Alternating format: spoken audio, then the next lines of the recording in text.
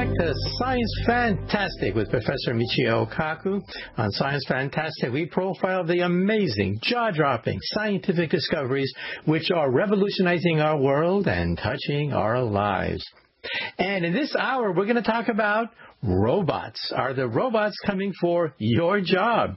What do we know and what don't we know about the field of artificial intelligence, especially as it impacts on the economy and the job market? Well, with us here today is Martin Ford, Silicon Valley entrepreneur and author of a New York Times bestseller, The Rise of the Robots, Technology and the Threat of a Jobless Future. Now, that's enough to make most people gulp at that thought, a jobless future. So what are the pros and cons? What are the debates? What are the talking points when we talk about artificial intelligence and how it's going to affect your job? People are talking about it now. In fact, we had that debate between Elon Musk and Mark Zuckerberg, billionaire against billionaire, with Elon Musk saying that the robots pose not just a threat for the job market, but an existential threat to the human race itself. That's the alarm bells raised by Elon Musk. And then we have Mark Zuckerberg of Facebook saying, "Ha! Come on, give me a break." I mean, robots today have the intelligence of an insect, and they're going to revolutionize the economy. They're going to create jobs, economic opportunity, open up whole new areas of the economy that we haven't even worked out the details yet. So who's right, Musk or Zuckerberg? Well, anyway, with us today is Martin Ford, author of the book Rise of the Robots, Technology and the Threat of a Jobless Future. So, Martin, glad you could be on Science Fantastic. Thanks for having me. Well, first question for you is, you come from the business field. You have an MBA from UCLA. What got you interested in the whole question of robots? Well, I actually ran a small software company that I started way back in the 1990s, and I saw, even in my own small business, the impact of technology on jobs and the way the business operated. I mean, my business started out developing software for Microsoft Windows, and as you remember, there was a time when that was a tangible product that was actually shipped on CD-ROMs, and in order to send that to the customer, you had to put it in a box and physically ship it there. And so there were jobs for people to do that kind of work in my business, and I actually outsourced some of that. But I saw how rapidly that all disappeared, basically, as software development and that business digitized, in the same way that we've seen with e-books and with, especially music and so forth. So I think that transformation really made it obvious to me that as we looked ahead to the future, there was going to be an even more dramatic transformation as artificial intelligence and robotics scaled across really the whole economy and began to really impact things that are not just in the digital sphere. So that's what first got me thinking about it. And back in the around 2009, I actually self-published my first book on this topic. So I've been thinking about it for about 10 years now. Okay, well, you mentioned the music industry. That was one of the first industries to be digitized. Some of us remember the fact that the music industry said, "Ha! Humbug. People will always buy music the old-fashioned way." Well, guess who controls the music industry? Computer companies like Apple Computers through iTunes controls the computer industry. And now media, right before our eyes, media is now being digitized, television, radio, the newspaper. Some people think the newspaper could become obsolete. So if music was digitized 10 years ago or so, if media is being digitized now, what's next? What's next in your crystal ball? What next industry will be digitized? Well, I think it's clear that anything that's easily digitized, any business that deals purely in information, either it's already happened or I think the writing is on the wall. The transition that I saw was when it kind of moves beyond that, and that's where the idea of robots and artificial intelligence algorithms come in, because now you're talking about essentially having computers do things that are more in the tangible world that aren't digitized. So, for example, here in San Francisco, there's a startup company that's just released a robot to make hamburgers.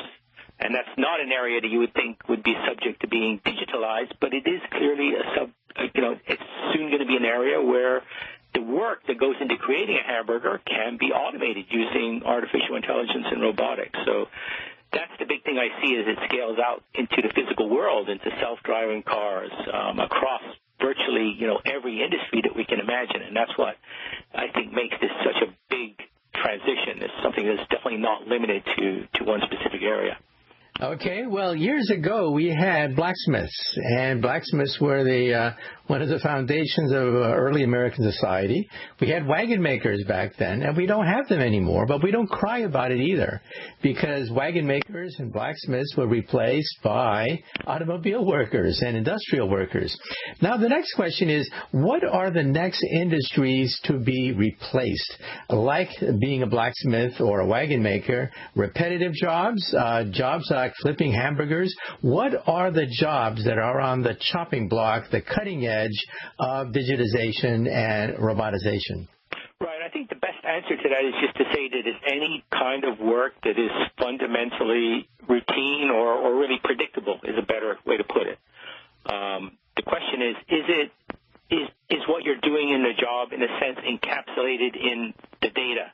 So that if you can imagine a machine learning algorithm coming along and churning through all that data, will that algorithm be able to figure out how to do your job based on what's been done in the past? And, there are a lot of jobs that would fall into that category. Many of them are what we would think of as blue-collar jobs, like working at McDonald's or maybe stocking the shelves at Walmart.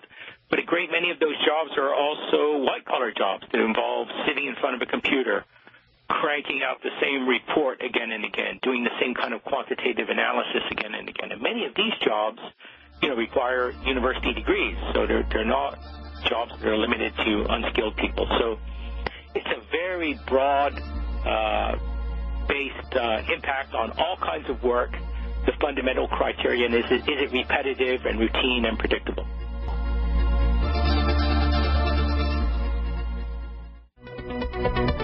Welcome back to Science Fantastic with Professor Michio Kaku. The question we're going to ask today is your job going to be replaced by a robot? Or for that matter, my job? Will I be out of work, replaced by a machine? With us today is Martin Ford. And so we are talking about, the future of your job. And some people even think the future of humanity itself. Well, Martin, in the last segment, we talked about jobs that are on the chopping block, jobs that are repetitive. And in Japan, for example, you can go to a restaurant that's fully automated. The waiters take your order, which are robots. You simply punch in the menu, and the robot is a cook. The cook is a robot that can make noodles in 1 minute and 29 seconds. So those jobs are slowly going to go out the window. However, now let's take a look at jobs that are not so repetitive, like a plumber. Can a robot fix a broken toilet or a leaky valve? What about garbage men? Every garbage is different. How do you separate good garbage from bad garbage? Or for that matter, a gardener. Every plant is different. Or a construction worker. Every piece of a construction site of a skyscraper is different from every other piece. So what about jobs that require more sophisticated pattern recognition? Right. I think that's an excellent point, and it's definitely true that jobs like plumbers, electricians, what we would call skilled trade jobs, are probably among the safest, at least for the foreseeable future. And these are jobs that really require lots of dexterity and mobility and visual perception in a very unpredictable environment. And if you imagine a robot that could do what a plumber does, it would be something like C-3PO from Star Wars or something, clearly something that remains in the realm of science fiction. So one important thing to keep in mind is that no reasonable person is arguing that all the jobs are going to disappear.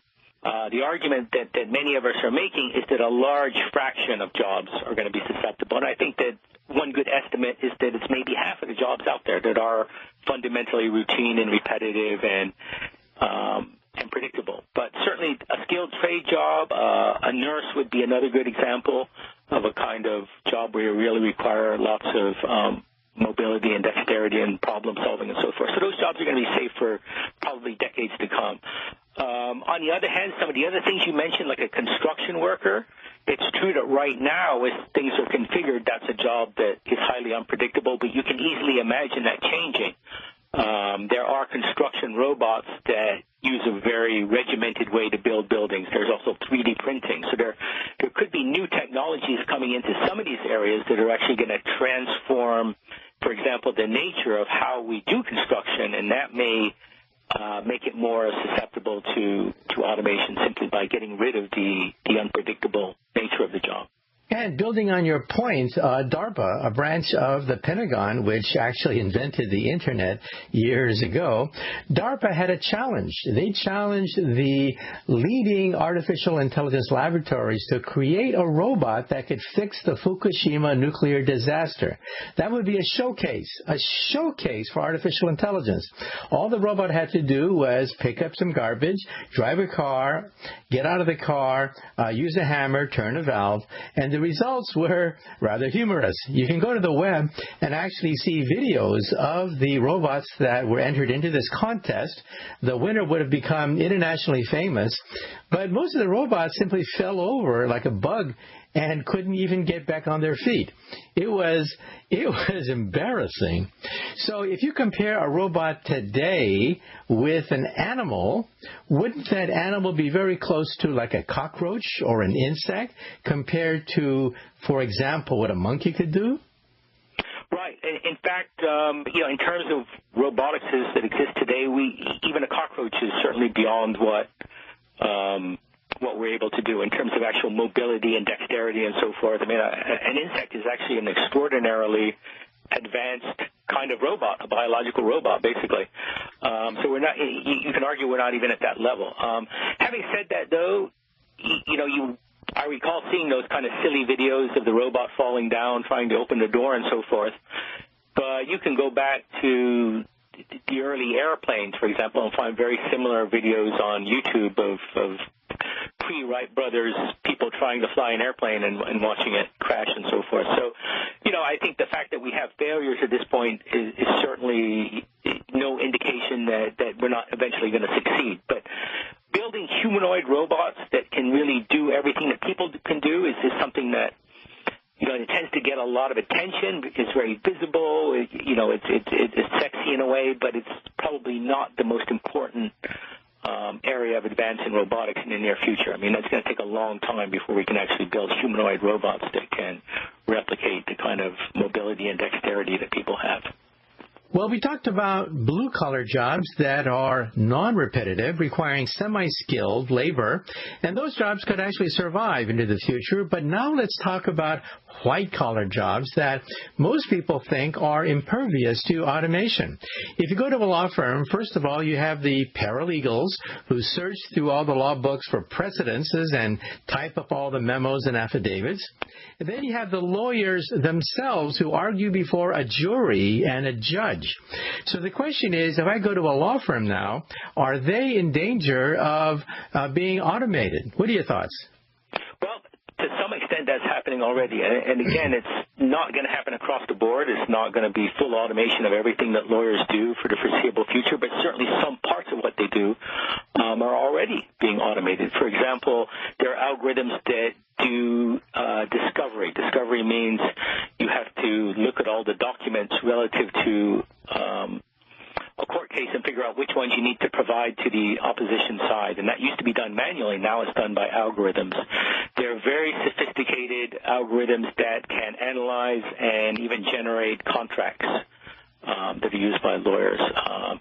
I think it's really easy to imagine, for example, legal research and writing briefs and things like that being largely automated in the future. We already see in journalism, for example, smart systems that can look at raw data and then turn that into a news story by figuring out what's interesting about that data and then generating a story that looks just like a human being wrote it. I think you could see something similar in the field of law in terms of researching, precedents or case law and then automatically generating a legal brief and so forth. So, there are many examples already, and that's certainly going to scale up in the future. There's going to be an even bigger impact. Now, some people say that you need a lawyer to argue to a jury because, of course, the law guarantees trial by your peers. We're not judged by robots. We're judged by humans. And a human has to argue to another human, trying to win the hearts and minds of the jurors over. And same thing with a judge, that you have to know the moral standards of society because laws change according to the mores of society. And some people say that in terms of human interactions, that lawyers that argue before juries and judges, their jobs cannot be replaced by robots. But what are your thoughts? Well, there's a technical question there. Can it physically be done? And I think in many cases it could be in terms of the technology. But, of course, there's also what you might call a philosophical question or a value question. What do we really think about that? Is that acceptable to us to have machines playing those kinds of roles and, in fact, maybe making decisions? And this is something that comes up across the board in legal areas like this, also in military areas where you might have robots making life and death decisions and so forth. And the bias that most people have in this case is that they think it's really abnormal or disturbing to put a fundamentally human or legal question in the hands of a machine, and they think it would be better for a human being to always be doing that. And yet, it may in many cases be the fact that the algorithm could be better.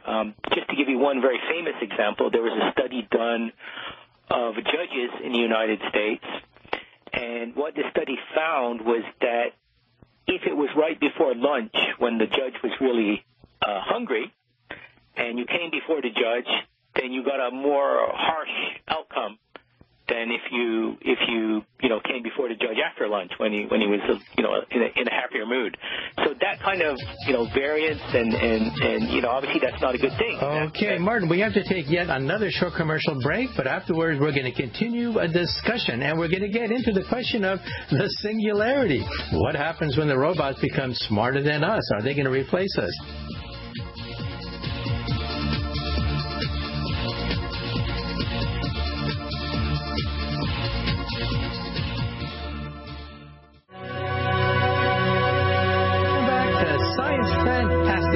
Michio Kaku. Today with us is Martin Ford, author of the book The Rise of the Robots. And so we're going to try to answer the question, well, your job. Is your job on the chopping block? And what about humanity itself?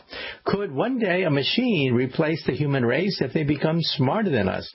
Well, before the break, we had a discussion about blue-collar jobs, some of which are still impervious to robots, jobs that involve non-repetitive, semi-skilled work, for example, like a plumber. And we talked about now white-collar jobs, like, for example, paralegals that operate as a search engine or an advanced secretary to a lawyer. But, well, the law guarantees a trial by your peers, not by robots. And if it's a life and death matter, would you entrust your life to a robot to give arguments to a jury? Because, of course, lawyers are actors. They have to pull the heartstrings of the jury. They have to know the weaknesses, the prejudices, the foibles of humans. And only humans understand human behavior at that level. Life and death matters. So what are your thoughts about people who say that when it comes to the trial by jury system, that you need a human to pull the heartstrings of other humans?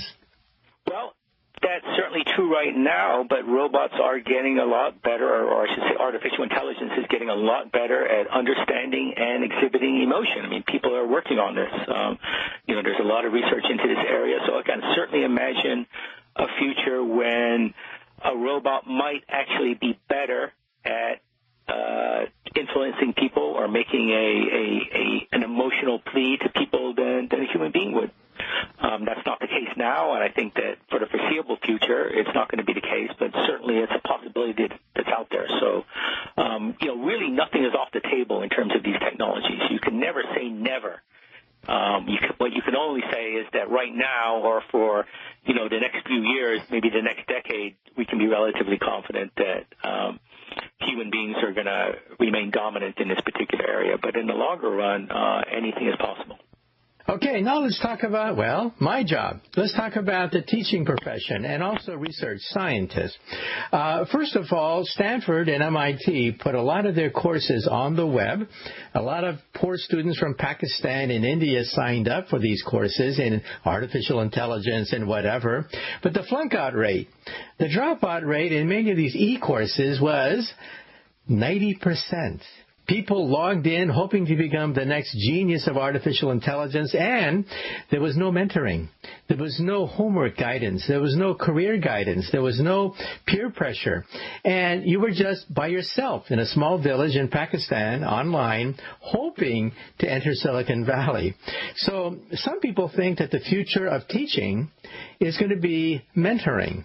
That is, only a mentor understands the weaknesses and the strengths of the student up close, grading the homework assignments, giving career guidance, rather than e-courses, which will be standard. But e-courses can only give you certain amount of information, but the career guidance, the slap on the back, that personal information can only be done by a human. What are your thoughts? Well, I think, again, for the near future at least, what you're saying is certainly true. I think that humans will play an important role there. But again, you can never say never. Definitely there is already a lot of effort being put into building a customized experience into these online learning systems. So you might have something like a robotic teacher, basically an artificial intelligence algorithm that would be there alongside you as you study these courses, would give you customized feedback, would adjust the pace of learning to you so that you can learn in the best way possible, would help you recognize the challenges. Okay, let's take another short commercial break, and after the break we're going to continue a discussion of robots. What happens when they become as smart as us?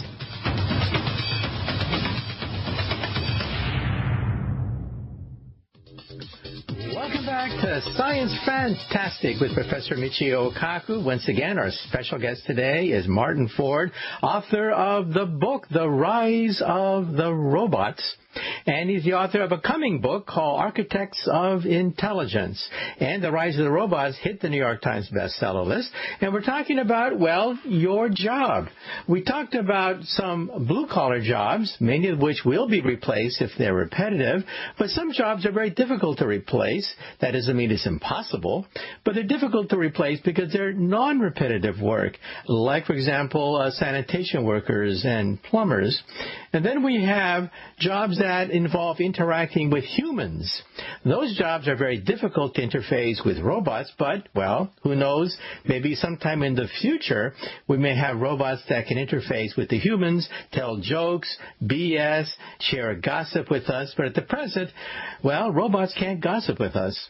And then we talked about lawyers that argue a case. But let me talk about another area now, and that is common sense.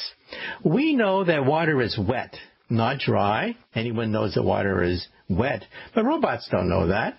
We know that mothers are older than their daughters, not younger, but older. But it doesn't have to be that way. We also know that strings can pull, strings cannot push. But sticks can push, but sticks cannot pull. We know that, but robots don't know that because they haven't been programmed to do that. Now, of course, in principle, you can program all the lines of common sense, but mathematicians have tried to do that and failed. Every single attempt to program all the laws of common sense that would give you the common sense of a 5-year-old child have failed. Now, that doesn't mean you can't do it, but it means that it's really hard. So would you trust a robot to make life and death decisions when they don't understand the simplest things about common sense? What are your thoughts? Well, it's a good question. I think that in certain contexts, certain very limited contexts, that we will trust robots. And in fact, there are probably examples where we do already. I mean, there are already automated systems, certainly, that we do rely on. The problem is when you get into really complex questions. And you hear this a lot, for example, in self-driving cars. There's something called the trolley problem, where basically what it means is the car has to decide who it should run over. It gets into some situation where it's unavoidable. It has to kill someone, and it has to, make a decision there. Those questions are going to be extraordinarily rare. And we shouldn't lose sight of the fact that the overall technology is going to save huge numbers of lives. So there is a tendency to get caught up too much on some of those questions. But I think that the answer is that we should trust technology only in very limited domains, to make very specific technical questions, at least for the foreseeable future. It obviously going to be a long time before we're willing to allow our machines to make ethical decisions or questions that really call upon our values and so forth. Okay, now, here's a question that you often get, and that is, if a teenage kid comes up to you and says, what area should I major in, given the fact that you don't want to be in an area that's going to be automated, what advice do you give a young person? The best advice I can give anyone is, again, avoid things that are routine and predictable. So don't prepare for a field that's like that. Instead, focus on something that requires genuine creativity, where you're thinking outside the box, coming up with new ideas, or focus on an area that really requires sophisticated human interaction, where you're building relationships with people, maybe emotional relationships, maybe a need for empathy. Obviously, a lot of healthcare type roles would fall into this category.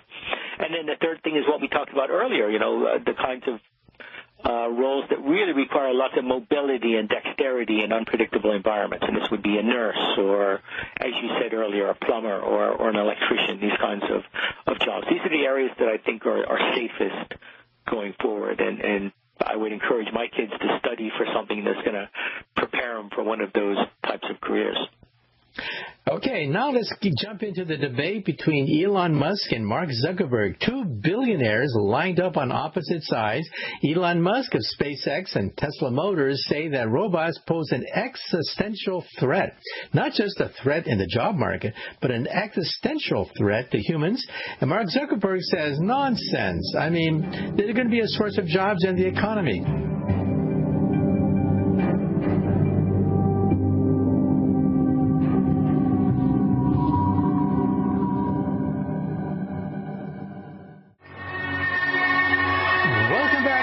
Science Fantastic with Professor Michio Kaku. Once again, our special guest today is Martin Ford, Silicon Valley entrepreneur, author of the #1 New York Times bestseller, The Rise of the Robots.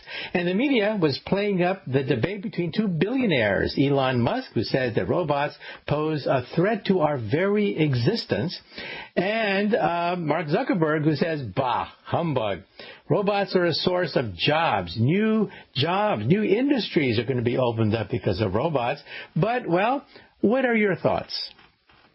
This is really one of the biggest questions in artificial intelligence, and really there are two separate related questions. One is it feasible that we will eventually build a true thinking machine, something that can think in the way that human beings think? And then the second question is, if we achieve that, will it go beyond us and become super intelligent, and could that ultimately represent a threat to us? Is that something we really need to worry about? As you mentioned, I've been working on a new book that's going to release in the fall. The title is Architects of Intelligence, and basically it's all about conversations with the most prominent AI researchers, the computer scientists that are most prominent in the world working on this, people that anyone working in AI recognizes their names. And my point in doing this was to sit down and talk to these people about a range of topics, and this is among the most important, to really learn what they think about this. And the answer is that there's a range of opinions, both in terms of when it could happen, when could we build a real truly intelligent machine. Some people I talk to think it might be 10 or 11 years away. Some people think it might be 200 years away. So there's a huge range of opinion, even among the most smartest people, about the feasibility of building true artificial intelligence. And then the next question is, if that happens, could that be a threat to us? And again, there's a lot of division over that. Some people completely dismiss that. They say it's silly to worry about that. Other people take the question quite seriously. My own view is that, any true threat from artificial intelligence lies pretty far in the future, at a minimum 50, 100, maybe more years probably, although you can't say that for sure.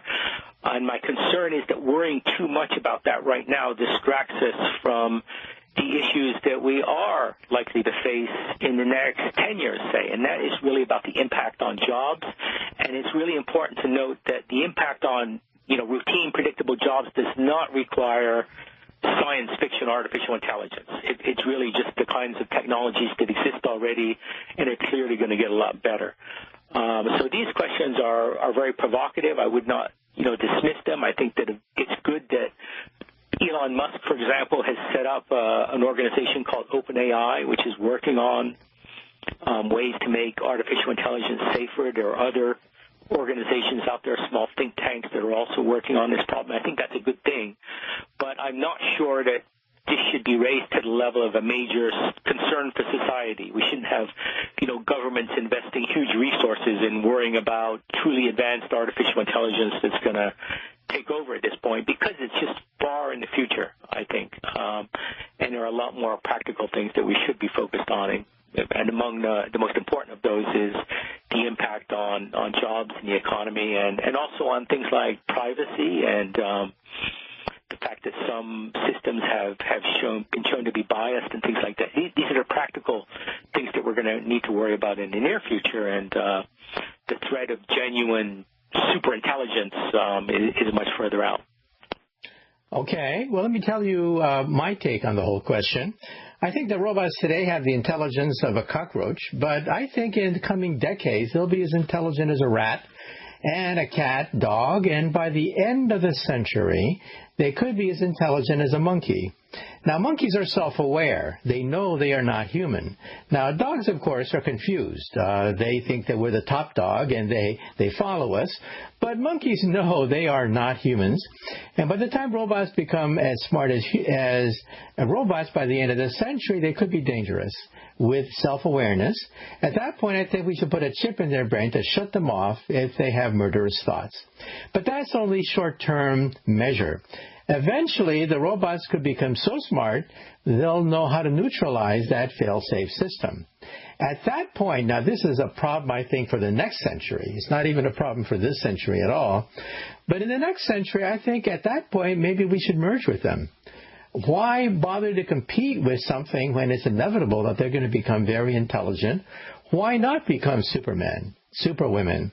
Why not have immortal bodies?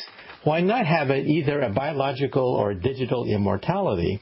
Now, immortality, of course, is something that is far beyond anything that we can do with the present-day technology. But, 100 years from now, it's conceivable that we may have some form of digital and biological immortality, and that could be the ultimate merger, the ultimate answer to the question of what happens when robots become smarter than us. But, well, what are your thoughts? Well, I think what you say is quite possible. The time frame, of course, is very, very uncertain. Maybe you're right. It's 100 years. One of the people I talked to for my new book, Architects of Intelligence, is Ray Kurzweil, who, as you know, is a big proponent of this idea of merging with machines. But I think his time frame Okay, Martin. Unfortunately, we have run out of time in this segment, and Ray Kurzweil was also a guest on Science Fantastic. Once again, our special guest today was Martin Ford, author of the book Rise of the Robots, and he's the author of a forthcoming book, Architects of Intelligence.